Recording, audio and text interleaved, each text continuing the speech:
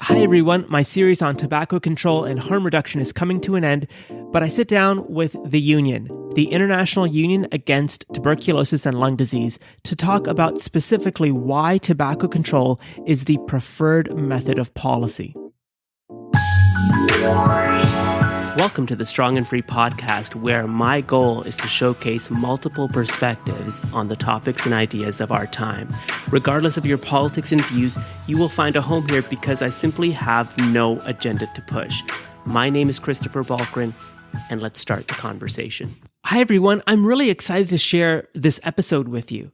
As you know, I've been doing a series on tobacco control and harm reduction, and a personal critique of the series by myself has been that there have been missing voices from the tobacco control side.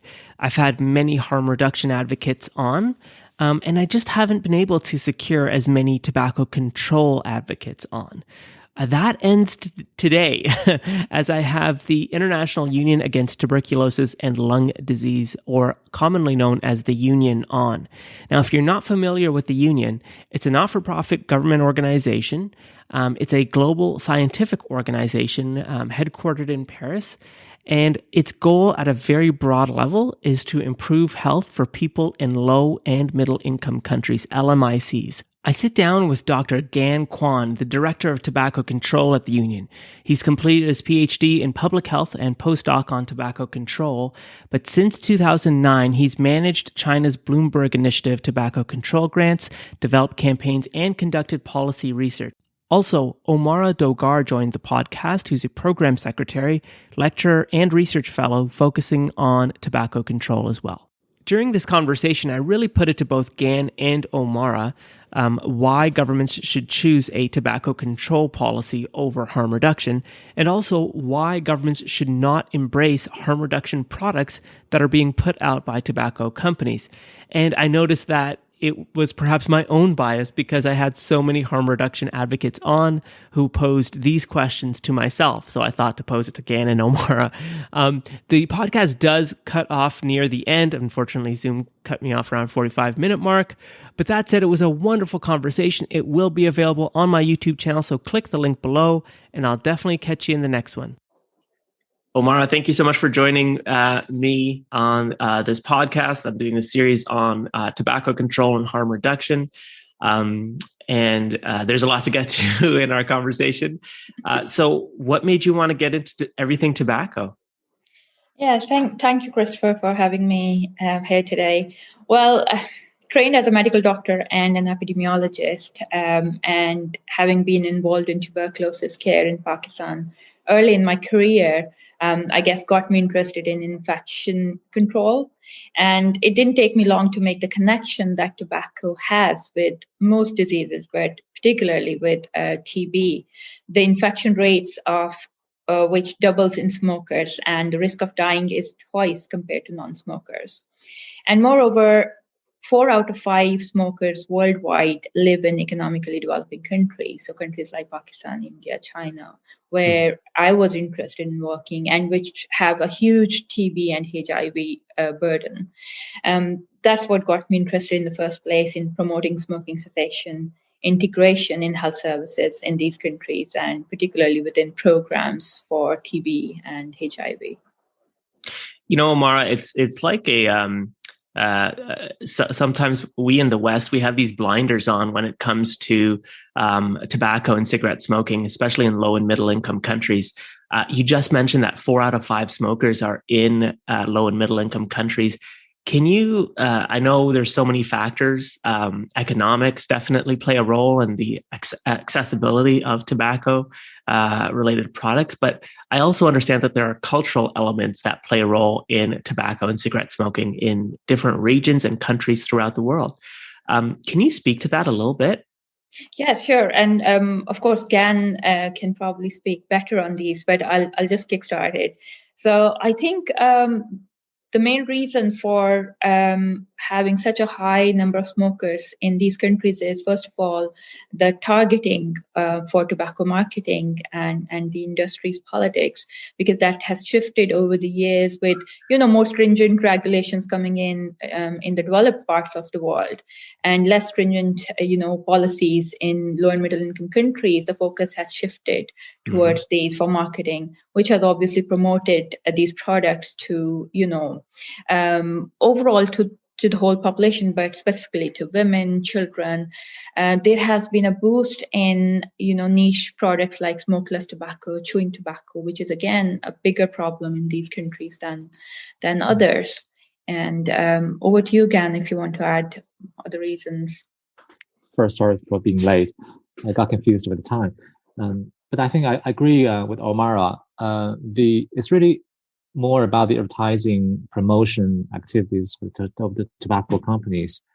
And the advertising promotion really started in the Western world back in the 40s, 50s, 60s, in the 19th century. And also because of that, tobacco control movement, responding to the promotion and advertising of tobacco companies also started in the Western world, talking about 60s, the landmark reports from the UK and the US.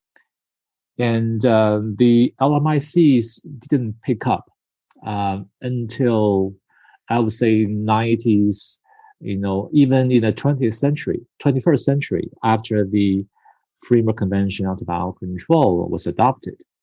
So, there's a time lag between tobacco control interventions were being implemented.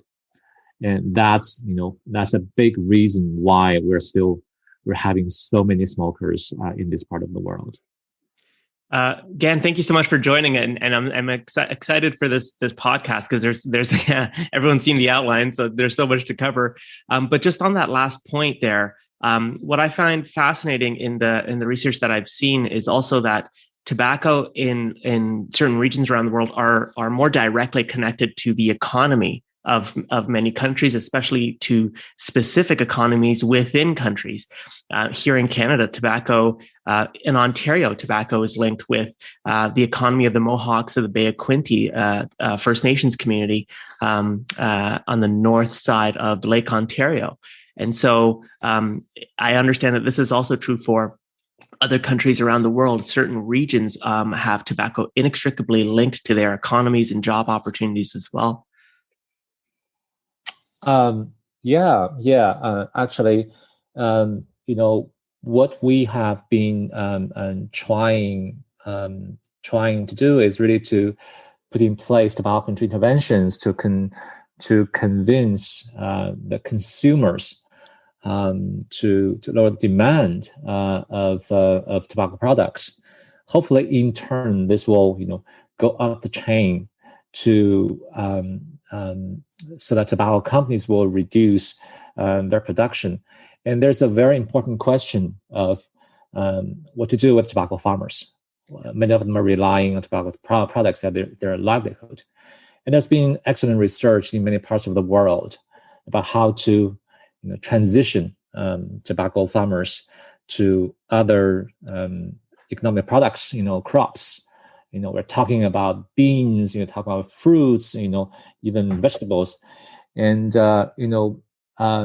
not quite surprisingly, many of the tobacco farmers would make a better living, more profit by growing these products.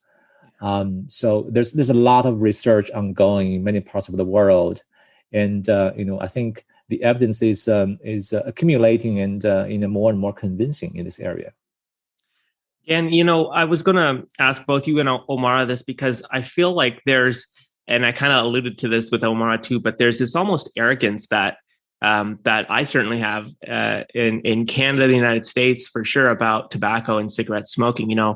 I was exposed to anti-smoking campaigns at a very young age, elementary and high school. And so the thought of tobacco and cigarette products not only being alluring, it's lost on me. And I realize that it's not, I'm very privileged to have been exposed to these anti-smoking campaigns at a young age, to not even consider smoking. But I understand that in China and Pakistan and so many other places around the world, it's simply not the case. And could you kind of shed light a little bit about the why perhaps anti-smoking campaigns have not taken root in some regions of the world versus Canada and the United States, and how this has led to some of the tobacco rates being so high? Yeah, I can start. Omar, you can please chime in. I think I can talk about two aspects. First, to reduce smoking and to prevent kids from picking up smoking, you really need to. The most important thing is to have tobacco policies in place. That's the fundamental thing. Without policies, it's very hard just to change people's perception, to change social norm through educational campaigns. It's very difficult. You have to have policies coupled with very strict enforcement. So that's really the issue. In many of the LMICs, we simply don't have these policies in place, and there are many reasons behind it, and we can talk about it. And secondly, is these educational campaigns cost a lot of money. TV airtime is not cheap. So many of these country governments, the Ministry of Health, simply cannot afford to launch, these campaigns, and to really keep these campaigns attractive, appealing to the audience. You cannot air the same, message over and over again. You need to refresh their memory, and also, that has relevance to the cost. So, yeah. Omar, did you have anything to add to that? Yes, I think as Gan is saying, these, and there are probably other factors as well, these policies, their enforcement, but also, again, I would say niche products, some products that are traditionally being used in some of the countries, which are not covered by, some of these advertisements and the policies. And although there has been great progress made and steps taken from advocacy groups and, policymakers to cover them, it's still an ongoing process. And there are subgroups of, in populations, even in the US and the UK, where you'll see smoking rates are almost double or very high compared to the national average. And of course, they are covered comprehensively by the policies, but there needs to be more to be done for these hard to treat or hard to reach and engage, smokers. So I guess all of those things are on the tobacco control agenda, and lots of work is going on, in these areas, but it takes time. That's right, Omar, and it's fascinating. Both of you mentioned policy being at the center, or one of the tools that needs to happen. And I wanted to talk a little bit about the World Health Organization's definition, if you will, on tobacco and rationale for tobacco control. And so the World Health Organization says that tobacco use is an industrially created epidemic that is sustained by the activities of the tobacco industry. The burden of death and disease caused by tobacco is preventable, but preventing them requires governments to honor their commitments to implement evidence-based and cost-effective legal measures to regulate the tobacco industry. I wanted to know your thoughts on this, because I find it fascinating that it doesn't, when it comes to tobacco use, it's more than just a choice people make. There's culture involved. There's reasons behind that. And I wanted to know what your perspectives were on the WHO's definition of tobacco as an industrially created epidemic. Yeah, I think we shouldn't overemphasize tobacco being a culture.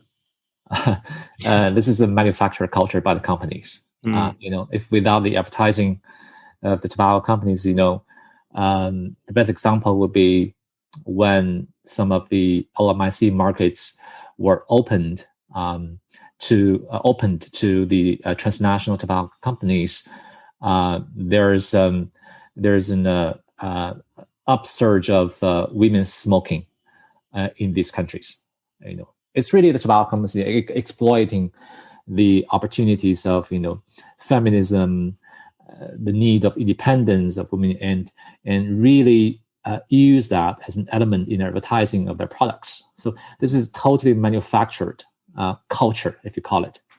So that's why we see tobacco control as a very unique public health crisis or issue.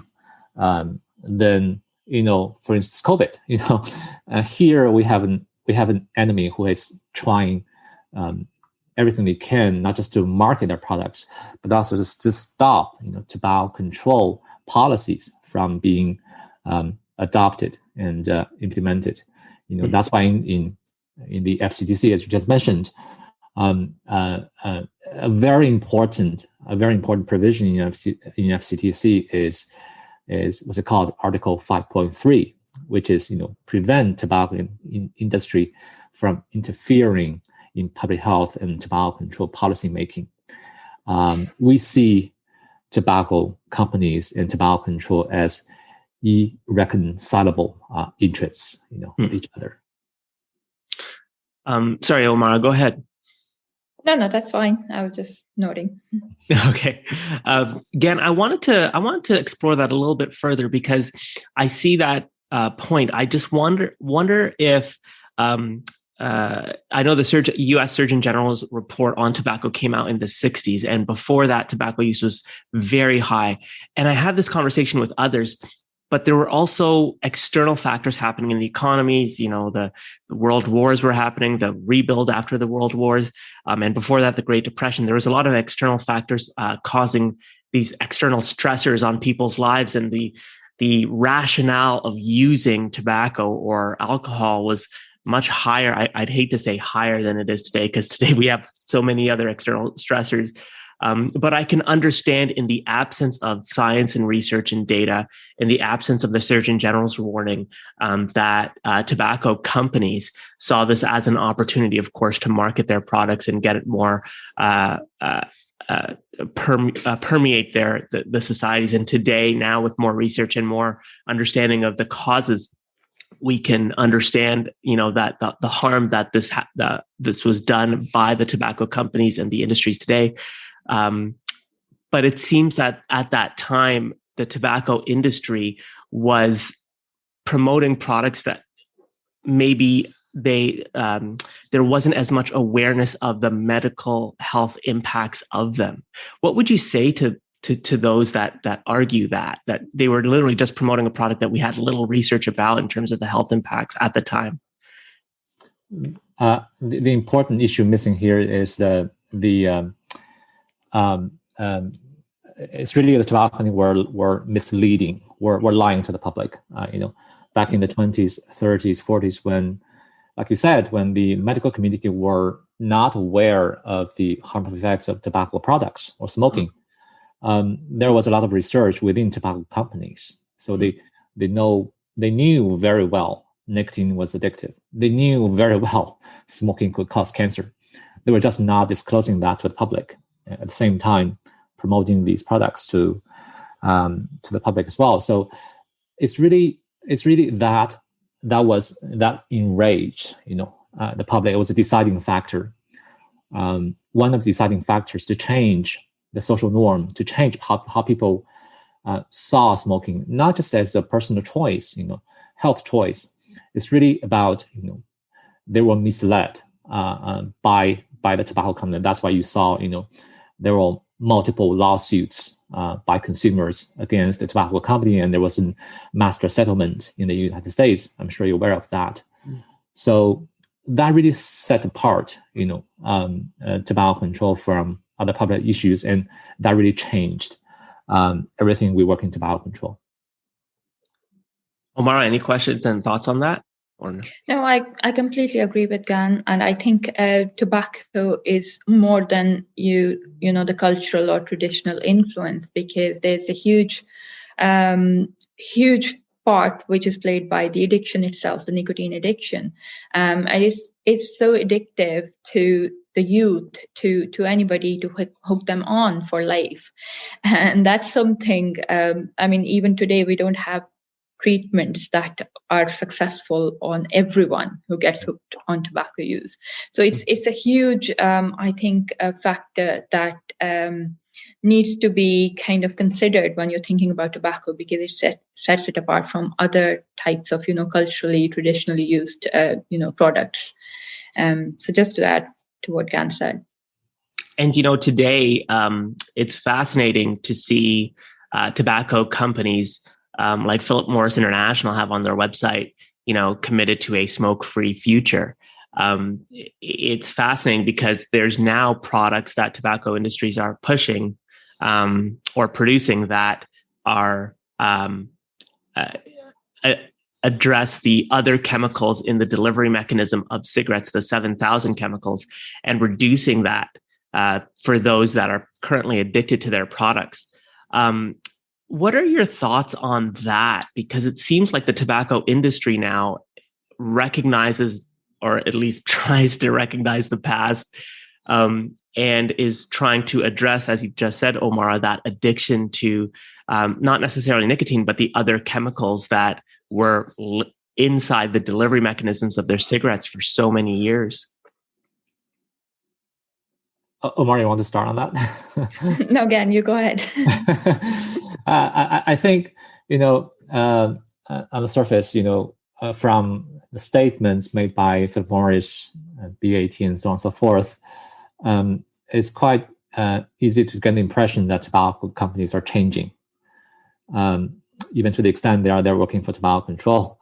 But if you dig deeper into the history, you will just realize this is just a sort of deja vu. If you think about the filter back in the 1950s, and you think about the low tar cigarettes in the 1960s and 70s, this is just another tactic by the tobacco companies in response to the pressure from the tobacco control movement. And also, if you dig deeper on the evidence, there's very, very little to substantiate the claims by the tobacco companies. We don't have time to go deeper in the evidence, but in terms of research, for instance, just to give you one specific example, in terms of the research on the heated tobacco product promoted by Philip Morris, which is called IQOS, there's very little independent research outside of tobacco companies to substantiate some of the claims they make. So, and that's why, we're not endorsing these products. It's fascinating because the harm reduction approach to tobacco control, in their perspective, is they put the consumer at the center, the consumer that's currently addicted to tobacco-based products. And to get them off those products, they suggest these e-cigarettes and vaping products, despite the research having less chemicals than the tobacco products that they're currently smoking, as an effective way of reducing their dependency on these tobacco products. And there has been some, trials where this has been successful. And I wanted to know what your thoughts were about, again, removing the products for a second and saying, putting the person who's currently addicted to tobacco at the center of policy and looking at what options they have to reduce and eliminate their dependency on these products. I think there are two issues here. Number one, I'm sure you are familiar with some of the debates. I think you will agree with me that, many of the debates or perspectives are more ideological than evidence-based. You really have to look at the evidence in a holistic manner.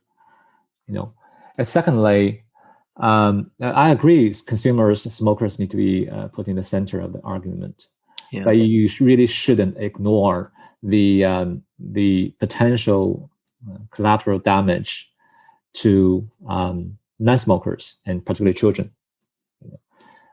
This is a worrisome issue, especially in LMICs, compared to countries like the UK, where perhaps access to these products, to tobacco products, by minors is not a particularly worrisome issue because the law is well enforced. Take a country like China or India. You can get the tobacco products anywhere for a minor from street vendors who are not licensed. So you really need to take a holistic perspective, both in terms of evidence and who will be affected by these policies. When we talk about public health, we're not just targeting a particular person or even a particular subgroup of population. We really need to consider the net impact on the population, the public health. Sorry, Omar, did you have any comments on that? Yeah, so I agree with Gan completely because, this whole debate about e-cigarettes and their usefulness for example, smoking cessation and the evidence that exists does not apply to all contexts. There are huge contextual differences between, Western countries and low and middle income countries. There are huge issues with the existing tobacco control law enforcement between these countries.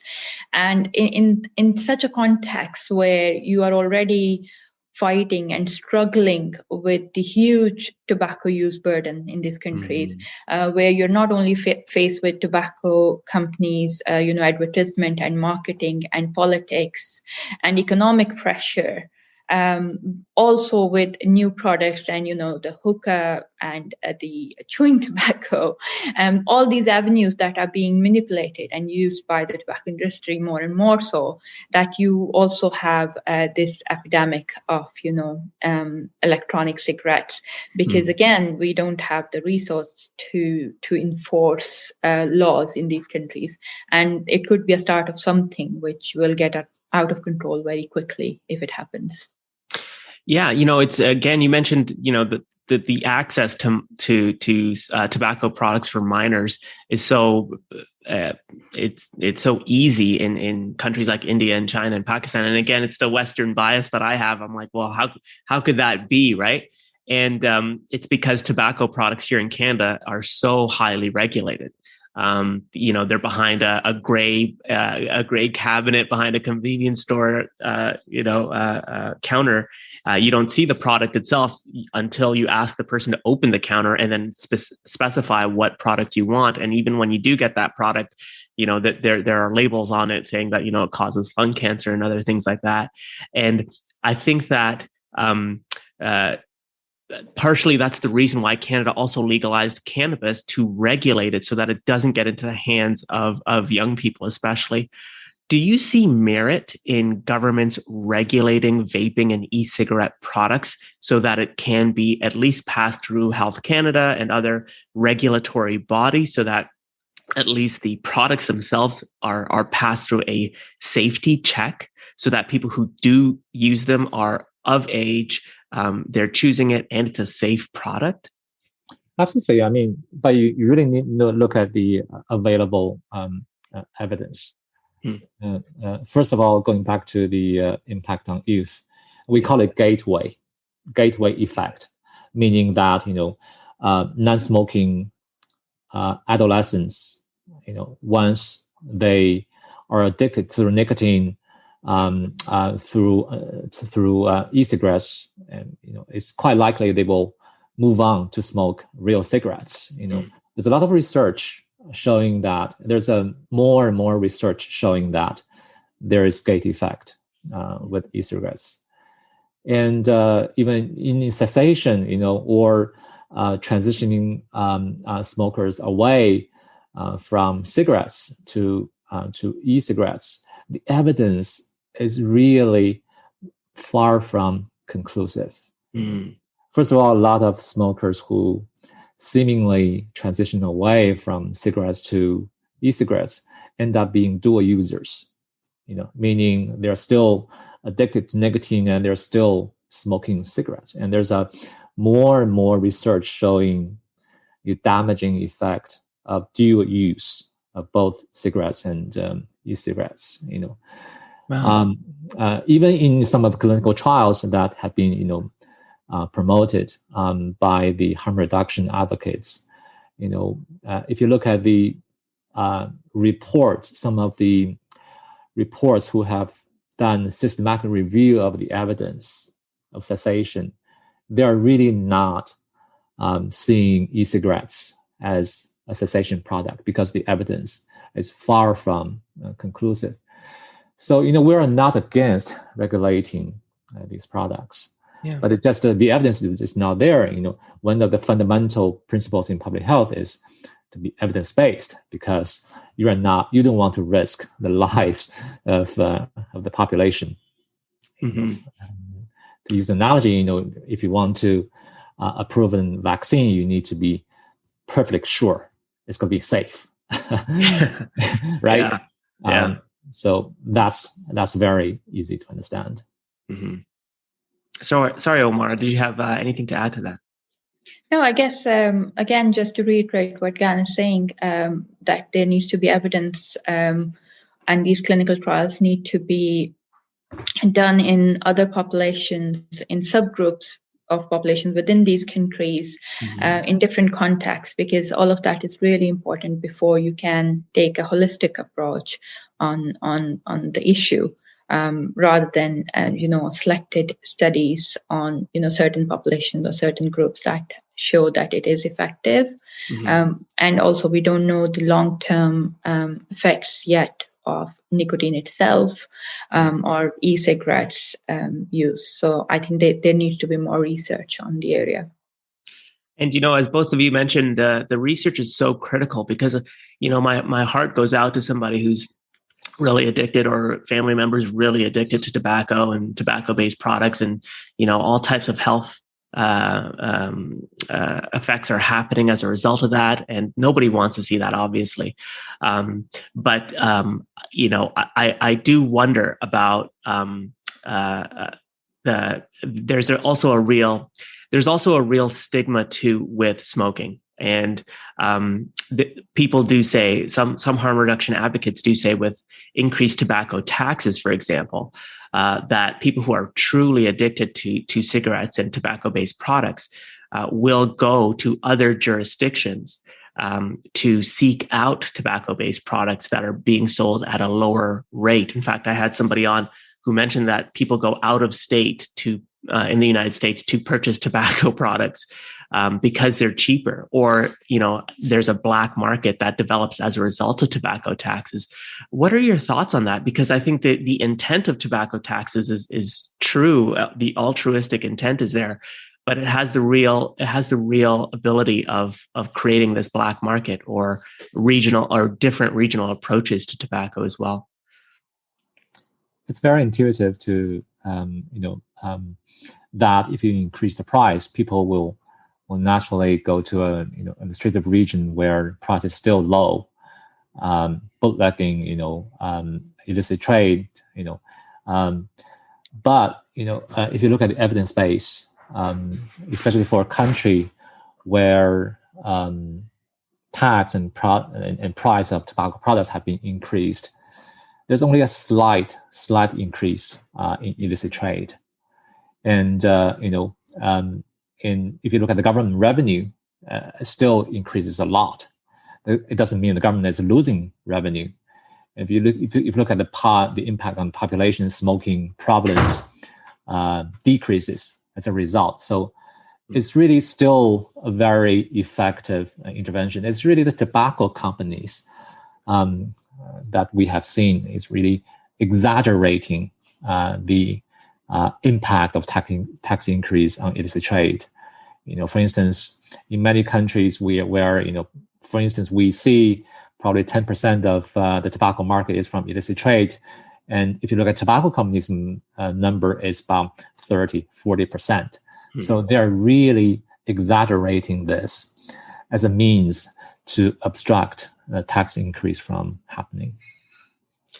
And that's one of the challenges for the consumer and for the person like myself who's not connected to the tobacco industry or is currently not addicted. But it's trying to figure out what is the best public policy moving forward when you have these different interest groups and interests at place. But I wanted to kind of button our conversation with a very fascinating article I read by Cliff Douglas in 2019, talking about the benefits of both tobacco control and a harm reduction approach. And I find this fascinating, and I definitely wanted both of your opinions on this. But Cliff Douglas states in the San Francisco ban, so San Francisco banned e-cigarettes and the future of e-cigarettes.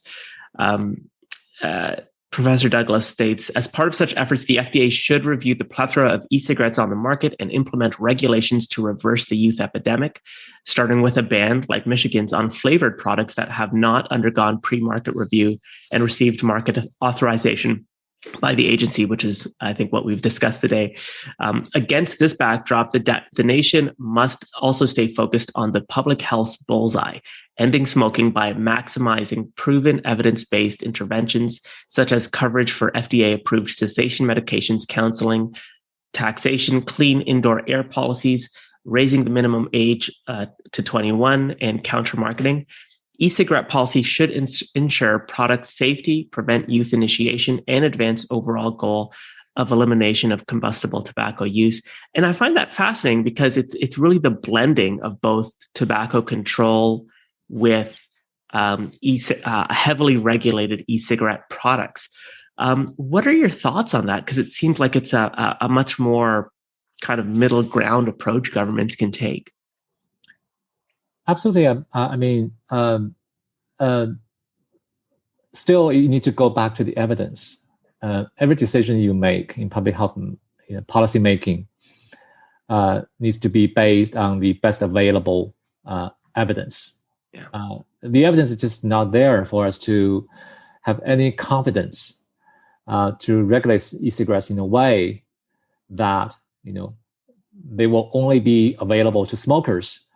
And they will help smokers transition totally away from cigarettes to e-cigarettes, which probably lower harm. And at the same time, to not have kids have access to e-cigarettes. You really need to have that kind of confidence. And I think that's exactly the mistake the United States made a few years ago, when the FDA gave the e-cigarette companies more time to apply for the permission of these products, and basically let the e-cigarette companies to promote their products in the United States without any restriction whatsoever. And that's why we saw the skyrocketing use of electronic cigarettes among middle school and high school students. So I think that's the fundamental approach, evidence-based and precautionary approach. And I think the lesson we have learned in the United States certainly is a warning for a lot of other countries, where the same problem may happen again and again. And that's why we are trying to really convince the government to be very cautious when you face this problem. Sorry, Omar, go ahead. Yes, nothing in addition from me, but generally what Cliff Douglas says is ideal. That would be an ideal scenario. But in the real world, when you come to implementing such things, you have to consider all these differences and how things really shape up. So if e-cigarettes are going to be available, it'll be really difficult to make them, regulate them for the youth. or only to be made available to smokers for smoking cessation. I'm not saying it's not possible. For some countries, for some, highly regulated small countries, it might be a very good ideal situation. That's possible. Mm-hmm. But for places where you have issues with regulation and monitoring, it could very well be a disaster. So again, you have to see what context you're applying these recommendations to, and how big a region you're talking about. If you're thinking about the United States, each state has its own legislation and ways of implementing things. Then you just have to consider where and how it's going to apply, I guess. I have 3 minutes with both of you left, and I want to make this the best 3 minutes ever. I think sometimes, and myself included, when thinking about tobacco, I think about it on a macro scale. And here in Ontario, here in Toronto, there are specific populations within that have varying uses of tobacco. So I think a population to population, person to person approach is necessary sometimes, thinking on the micro instead of the macro. But I wanted to end this conversation by asking both of you, how do we navigate these future conversations we're going to have on tobacco, putting the consumer at the center, e-cigarettes, people who are struggling with current addictions to tobacco right now. How do we make sure that governments are pursuing the best policies with the evidence, but also listening to the stories of those that are currently affected by these products? Or maybe I can start. I think the issue we're facing, one of the central issues we're facing in tobacco control is the influence of tobacco companies on policymaking, the power they have. Take the United States as an example. Policies constantly are obstructed by the tobacco industry at court and so on and so forth. And this is not really unique to tobacco control. Take the obesity, epidemic, or alcohol issue. We are facing the same problem. I think one of the issues the governments are facing when formulating public policies is really to be laser focused on the evidence and to insulate themselves from the influence of commercial interests. It's totally understandable from the commercial interest perspective. They would want relaxed regulations because their main interest is on the profits, which is very different from the government's perspective, which is protect public health. So that's really one of the fundamental issues we're facing, not just in public health, not just in tobacco control, but in many other public health issues and in most countries around the world. And I think that's really one of the fundamental problems we need to resolve in public health. I want to thank both of you for your time. I know we have less than a minute left, and we literally just scratched the surface, so I hope that we can do this again. Thanks for listening to another episode of the Strong and Free podcast. And remember, this is the place where you can share ideas regardless of your politics and views. So if you have somebody who would be great for this podcast, feel free to reach out. Strong and Free podcast on Twitter, Instagram, or email me at strongandfree2018@gmail.com. As always, stay balanced, stay informed, continue learning, and I'll catch you in the next one.